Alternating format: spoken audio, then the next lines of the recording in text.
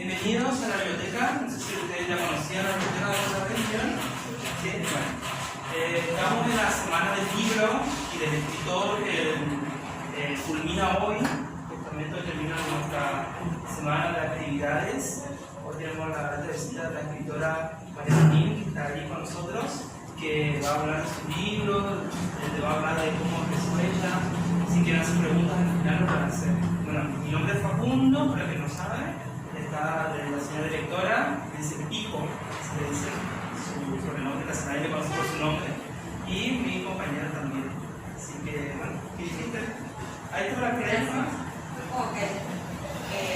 Empezamos con la presentación, le vamos a poner un trailer. ¿Poner un trailer? La luz.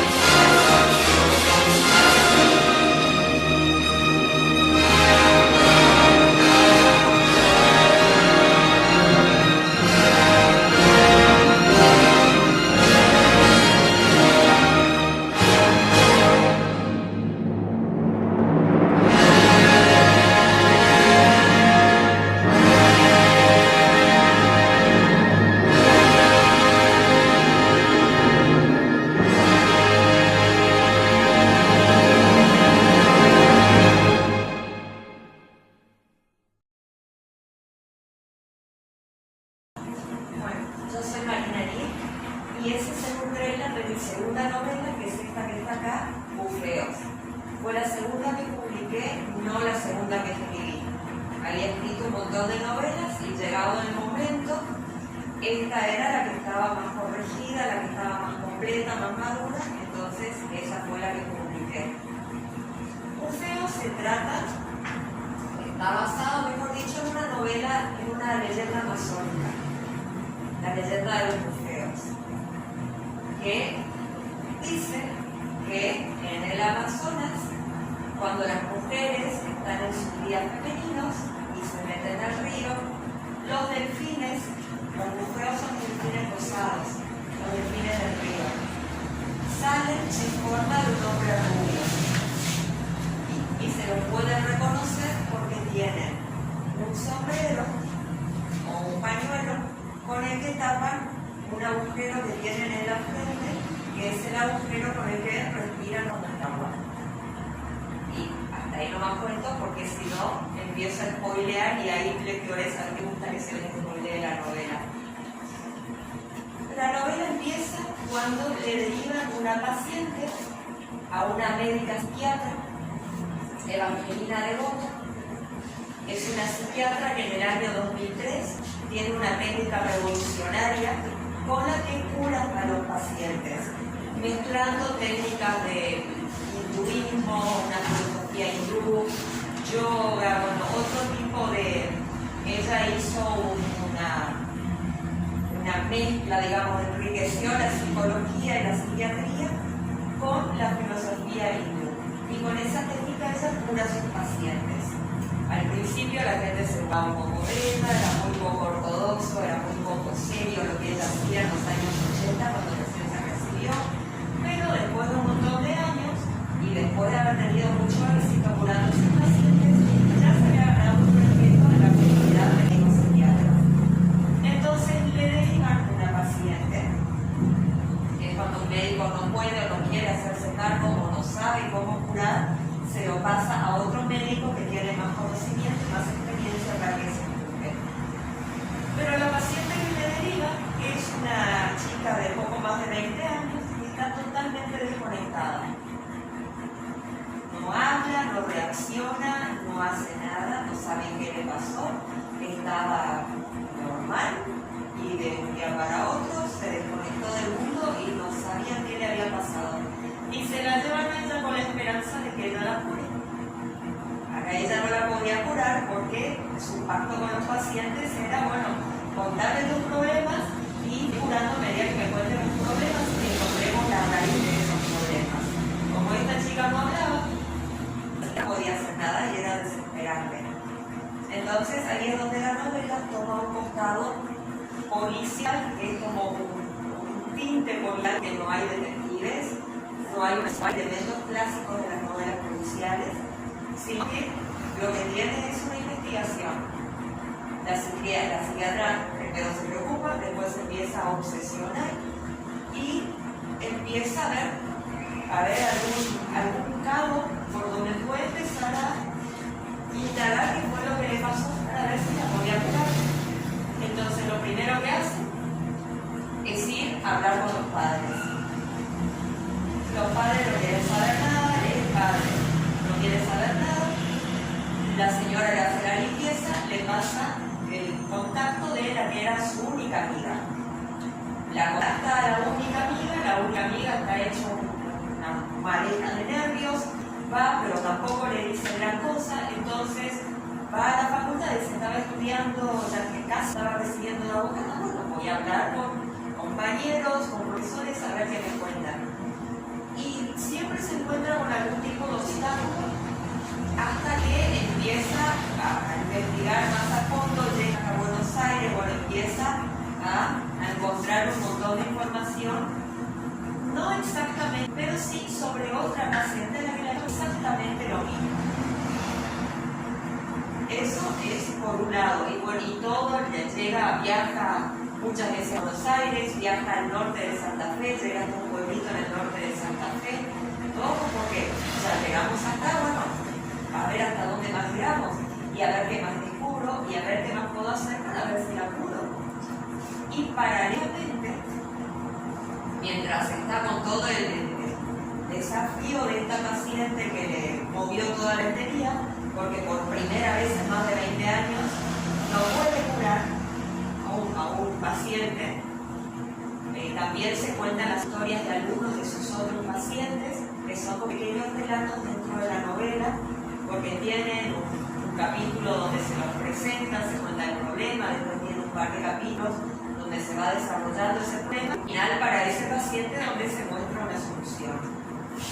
También tiene vida privada esta psiquiatra, y tiene un secreto. Ella es una mujer sola, que tiene una hija también de poco más de 20 años, que le saca canas verdes, tiene lo que le suele pasar siempre a los psiquiatras, a los psicólogos, ¿no? Es muy buena profesional, curó muchísima gente, ayuda a muchísima gente con todo su conocimiento y su experiencia, y con su hija tiene una relación de congenia, no se llevan. Uno blanco, el otro negro, no, tratan de congeniar, hace un comentario desatinado, se ofende la hija, después la hija quiere algo, a la madre no. Entonces, esa es su vida cotidiana con su hija. La psiquiatra también fue hija única, tiene su padre y su papá con diabetes, su mamá, los dos muy mayores, y tiene un secreto que tiene que ver con el padre de su hija. Que esto se va revelando poco a poco, porque la acción arranca en diciembre del 2003 y continúa hasta mediados del 2006, que se soluciona la situación principal, que es la de esta paciente, y el pasado de la doctora. Y cada X capítulos se hace un salto hacia atrás en el tiempo para contar la historia de la psiquiatra desde la infancia. Cómo era, cómo era la psiquiatría, cómo fue su relación con sus padres, cómo fue que descubrió la filosofía que después utilizó para enriquecer la psicología, y fue lo que pasó con el papá de su hija. Y al final culminan las dos soluciones casi al mismo tiempo. Eso es básicamente así, muy en términos generales, para no spoilear tampoco, porque hay que se molesta mucho cuando uno les cuenta algo importante o les cuenta al final. ¿Quieren hacer alguna pregunta?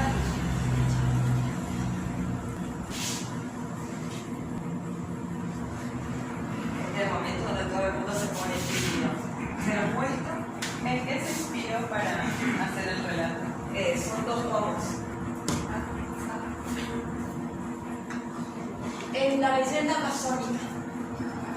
Justo habíamos empezado con una amiga mía que es médica veterinaria, un programa de radio, que como ella es médica veterinaria, el eje eran los animales. Todos los tramos tenían que ver con animales. Consejos útiles, buenos morales, buenas ideas, mitologías, espantos, qué sé yo, horóscopo chino le habíamos mandado también, bueno, un montón de cosas. Y en el segundo programa que hicimos, en el tramo de los espantos espantosos, yo hablé de los bufeos. Y era una leyenda muy, primera vez en mi vida que la leía, y aparte era muy interesante porque en 3 párrafos tenía romance, suspenso, terror, fantasía. Era una cosa muy compacta, o sea, muy cortita, pero muy enriquecedora, que se iba para... le daba pie a hacer muchas cosas con esa leyenda. Y después investigando, porque bajamos de internet lo primero que encontramos para poder compartirlo en la radio, pero después investigando vimos que yo vi que había varias versiones de la leyenda y que la leyenda tenía un fundamento que tenía que ver con que en esa época, en esa parte de Brasil, habían llegado, habrán sido los exploradores, me imagino, creo que eran de una parte de Europa, eran rubios. Y por eso la leyenda tenía que ver con los hombres rubios. Y eran los feos, pero casualmente estaban de verdad los hombres rubios dando vueltas por ahí. Entonces así fue como se creó una leyenda. Bueno, es la primera vez que escucho sobre el bufeo y cuando comentó me llamó la atención, por eso quería saber si qué se inspiró. Y los bufeos son delfines que están en el Amazonas solamente, y son delfines rosados que tienen el hocico muy raro, no son como los delfines que nosotros estamos acostumbrados a ver. Parece como que tienen como un cuello de botella en la cara, el hocico muy raro. Y además son los delfines de agua dulce que Sí. se dicen. Ajá, sí. Y están en peligro de extinción porque lo usan algunas partes de su cuerpo como amuletos. Entonces los cazan para sacarles esa parte del cuerpo y armar los amuletos. Y después hubo también una investigación. Decir, bueno, la novela va a ir por acá, entonces tengo que hablé, para no spoilear, hablé con una médica, con una ginecóloga. De hecho, primero, Evangelina Devoto, la psiquiatra, no existía en la primera versión. Iban a ser Mara con su amiga, y bueno, y lo que iba a pasar, por el tema de la leyenda, todo lo que iban a hacer. Era tan aburrido que hasta a mí me molestaba. No le encontraba la manera manera de hacer la novela atractiva. O sea, ¿cómo puedo generar la intriga? ¿Cómo puedo generar misterio y que la gente quiera seguir leyéndola? Y no la enfocaba y no le daba. Hasta que dije, bueno, a lo mejor que tiene un médico, podría tener otro costado, y después investigué una médica y una médica psiquiatra. Y la médica psiquiatra fue la primera mutación que tuvo la novela, porque tuve que reescribir todo de nuevo. No había nada escrito, digamos, por mi computadora, pero fue, bueno, documento nuevo y vamos a escribir todo de nuevo desde cero, porque cambió radicalmente. Y fue también unos meses de estar así, diciendo, bueno, hasta la psiquiatra, su paciente, con una sola paciente quedaba espantosa la novela, porque dije, ¿qué hace de su vida? La única paciente que se menciona, era rarísimo. Entonces fui agregando, terminó teniendo 10 pacientes en total de los que se hablan, que algunos tienen historias más largas, otros van por una sola sesión,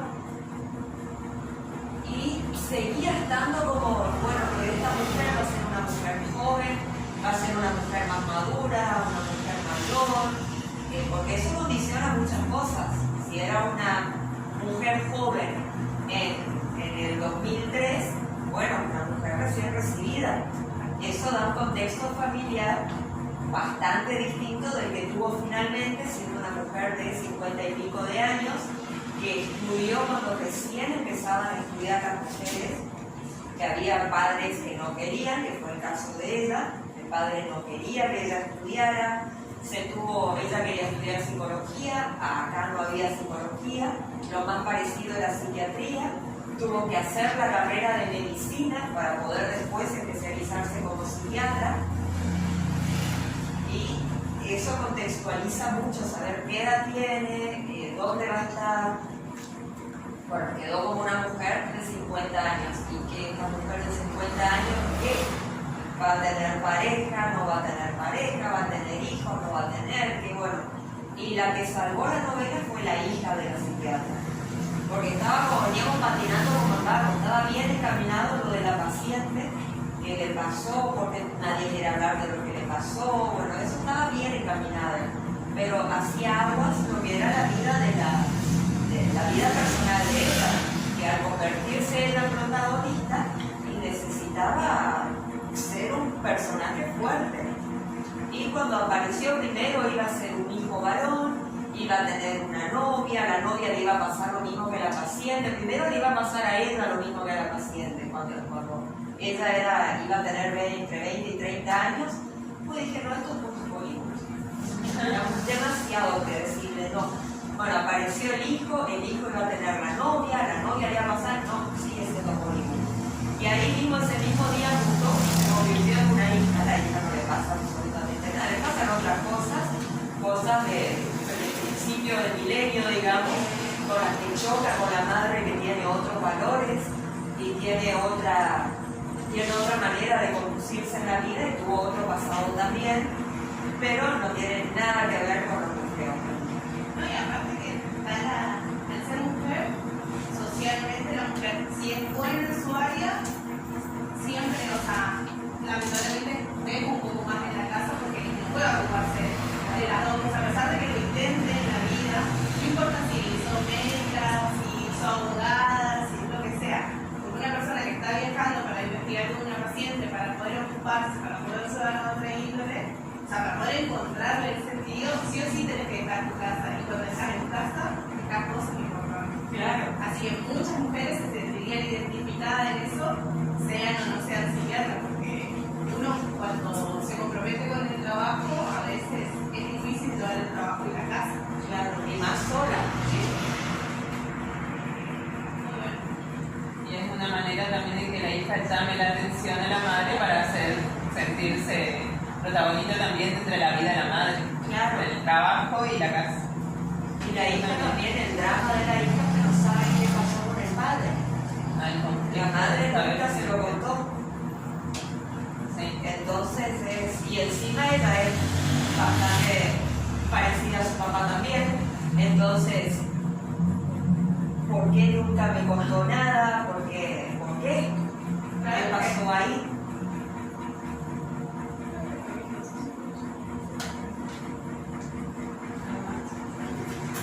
Después vienen otros tomos. No, esta no, esa pregunta es porque el juego de las máscaras tiene 5 tomos. Esta es así, esta es pequeñita.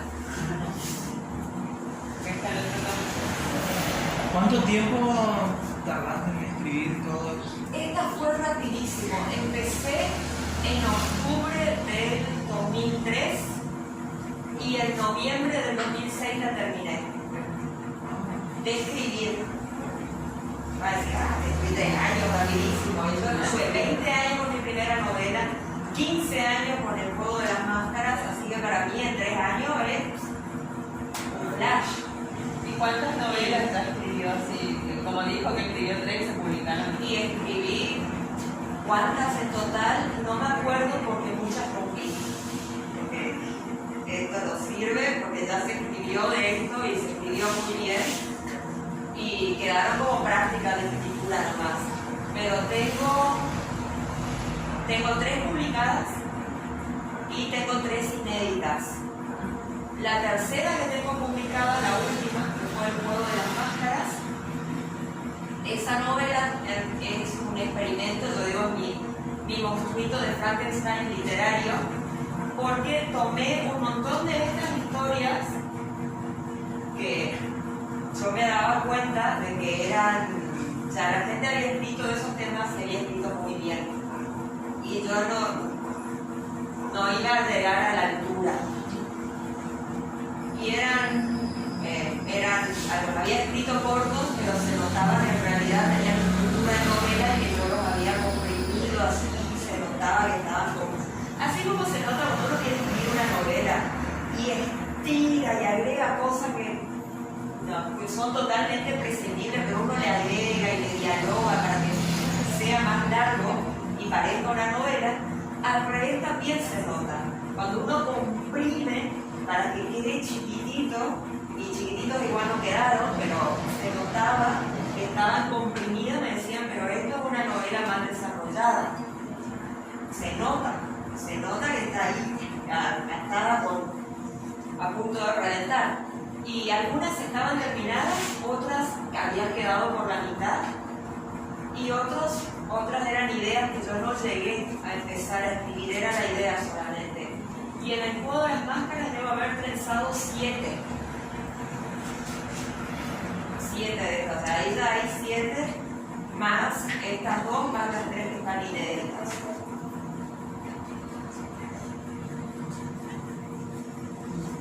Y por eso también la complejidad que estuve tanto tiempo escribiéndola, porque eran 7 historias distintas que transcurrían en distintos lugares, en distintas épocas.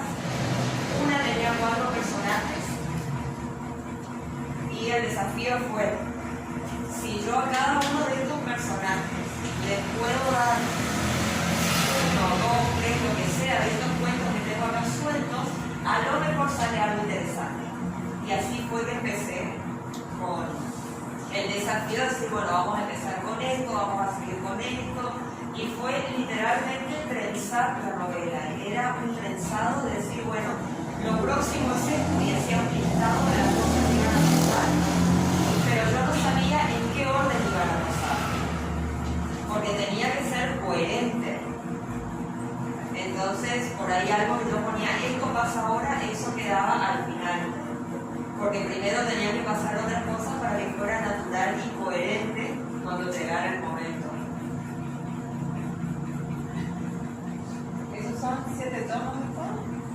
No, son 5 libros que se tuvieron que hacer en 11 tomos, porque los 3 finales eran demasiado gordos y no podía la máquina respirar. Claro, Que le hacen el armado de 10%. porque no estaban acostumbrados a ver libros tan gordos.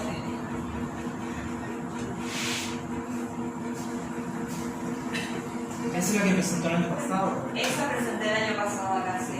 Estaba así la mesa llena con los 11 tomos. Otra pregunta más personal, ¿no? ¿Solamente novelas escribió? Sí, ¿Escribió cuentos, poesía? no me salen. La sigo oprimido, hice un experimento en el 2020 y salió horroroso. De ese voy a ver si lo puedo meter en una de las novelas que todavía tengo inéditas.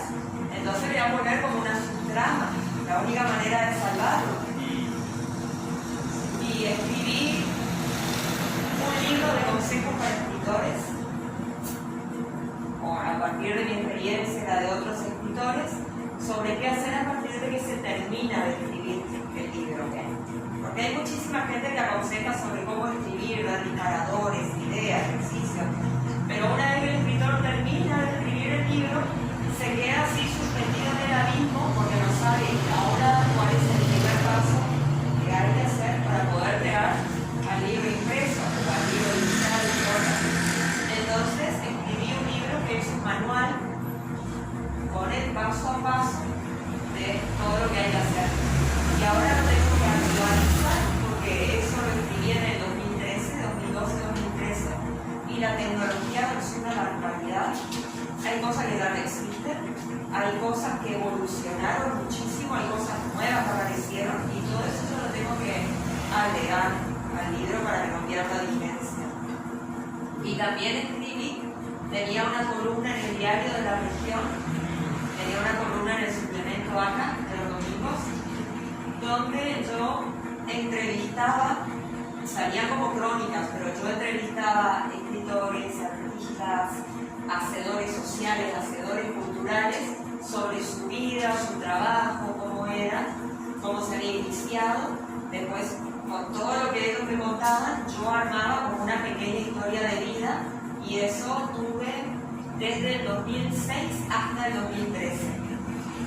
En 2010 cedimos ese espacio para hacer otras cosas, pero 7 años fueron. Prácticamente todos los domingos, salvo cuando había, por ejemplo, un suplemento temático por Malvinas y yo, la persona que había entrevistado, no tenía nada que ver con Malvinas, o Día del Padre, Día de la Madre, fechas así especiales, Pascuas, que hacían suplementos temáticos y lo mío no había manera de hacerlo encajar, entonces ese domingo no salía, pero si no, de marzo a diciembre, todos los domingos salía una columna.